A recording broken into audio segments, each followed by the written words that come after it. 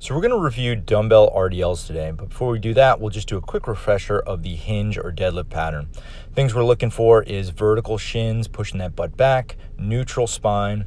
Imagine you're creating a little tension on the outside of your knees, pushing outwards just to get those hips engaged. So now we'll grab a set of dumbbells. We're going to have that conventional stance, so the nice closer stance in.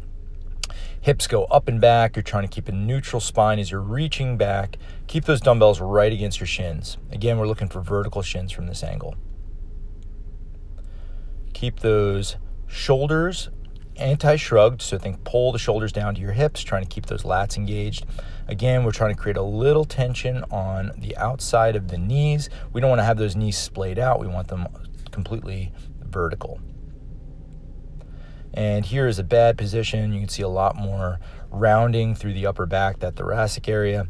And we're also getting a lot of bend at the ankles as well. So it's kind of turning into kind of a little squatty-ish type pattern. We want to ideally finish just below the knee. That's where those hamstrings are going to be kind of maximally contracted. Imagine you're pulling a bow and arrow string back and firing that arrow through with your glutes.